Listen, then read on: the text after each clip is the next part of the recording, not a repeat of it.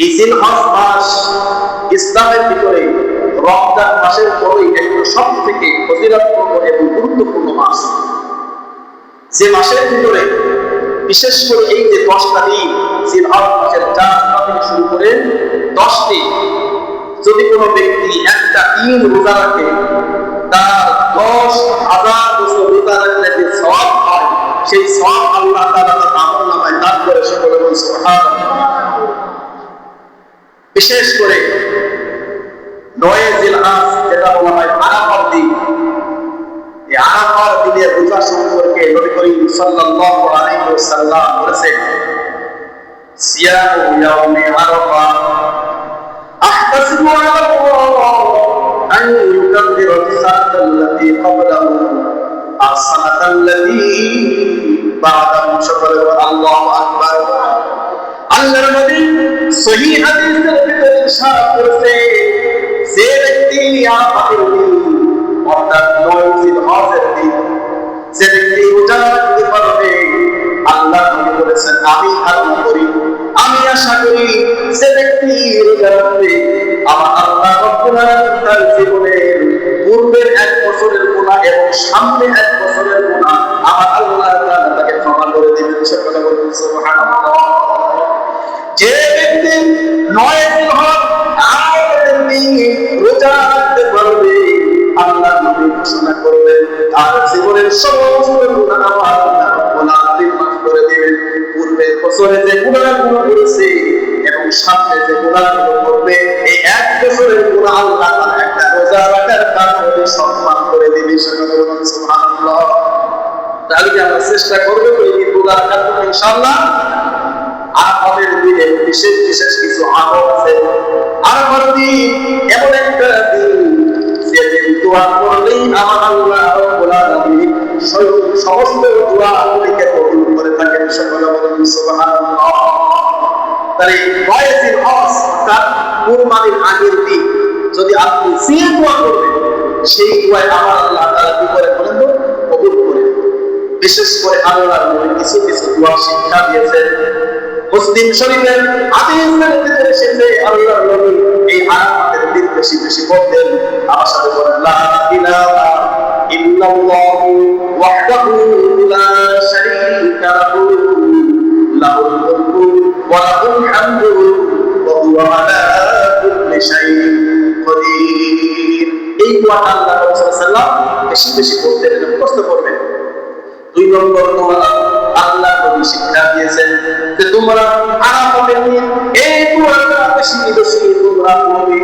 আল্লাহুম্মা ইন্নাকা আফুউন কারীমুন তুহিব্বুল আফওয়া ফা'ফু আন্নী।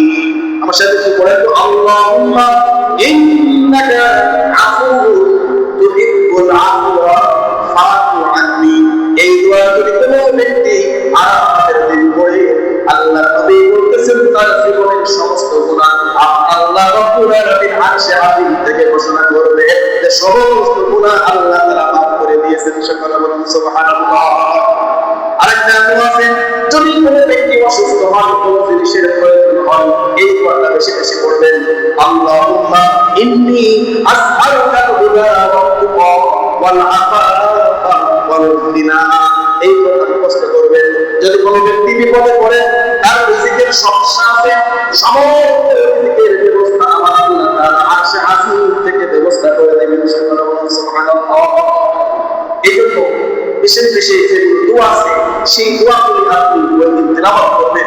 আরেকটা দোয়া আছে, সে দোয়া হলো রব্বানা আতিনা ফিদ দুনিয়া হাসানাহ ওয়া ফিল আখিরাতি হাসানাতাও ওয়া কিনা আযাবান্নার। এই দোয়াটা বেশি বেশি পড়বেন। অনেকের মুখস্থ আছে এসব দোয়ার অর্থ খুব সুন্দর সুন্দর অর্থ, আমরা অর্থ জানিয়ে বলে দোয়া করতে মজা লাগে। রব্বানা আতিনা ফিদ দুনিয়া হাসানাহ অর্থ কি? হে আমাদের রব, আপনি দুনিয়ার ভিতরে আমাদেরকে কল্যাণ দান করেন, আপনার রহমত দান করেন। ওয়া ফিল আখিরাতি এবং আখিরাতের জন্য ফিল আখিরাতি হাসানাহ, আখিরাতের জন্য আপনি আমাদেরকে উত্তম রিজিকের ব্যবস্থা করে দেন। সকলে বলুন সুবহানাল্লাহ। ওয়া কিনা আযাবান্নার। আল্লাহ তাআলা জাহান্নামের আগুন থেকে আপনি আমাদেরকে মুক্তি দান করেন। এই দোয়াটা অর্থ এটা আরেকটা দোয়া নবী সাল্লাল্লাহু আলাইহি ওয়াসাল্লাম শিক্ষা দিয়েছেন, সেটা হলো আল্লাহুম্মা আজিরনি মিনান নার। বলুন আল্লাহুম্মা আজিরনি মিনান নার। এই দোয়াটা আমার দিন বেশি বেশি করবেন, তাহলে আল্লাহ তাআলা আমাকে জাহান্নাম থেকে মুক্তি দান করবেন। সকলে বলুন সুবহানাল্লাহ। নবী করিম সাল্লাল্লাহু আলাইহি ওয়াসাল্লাম বলেছেন, তোমরা এই দোয়াটা সকাল সন্ধ্যা কমপক্ষে 7 বার পড়ো, কমপক্ষে বাইরে আপনাদের সবার উপস্থিত আছে, বলুন আল্লাহুম্মা আজিরনি মিনান নার। বলুন হে আল্লাহ, আপনি আমাকে জাহান্নামের আগুন থেকে মুক্তি দান করুন। আপনি যদি প্রত্যেক বেলায় আপনি যদি দোয়া করতে পারেন তাহলে ভালো, অন্তত পক্ষে সকাল এবং সন্ধ্যায় মাগরিবের নামাজের পরে 7 বার আর ফজরের নামাজের পরে 7 বার আপনি তেলাওয়াত করবেন। নিয়মিত যদি তেলাওয়াত করতে পারেন, আজকে মুফতি শহীদুল্লাহ সাহেব ইন্তেকাল করেছেন, আজকে যদি তিনি এই দোয়াটা করে থাকেন, আল্লাহ নবীর কথা অনুযায়ী তিনি শহীদি মর্যাদাতে ডাইরেক্ট জান্নাতের ভিতর চলে যাবেন। সকলে বলুন সুবহানাল্লাহ।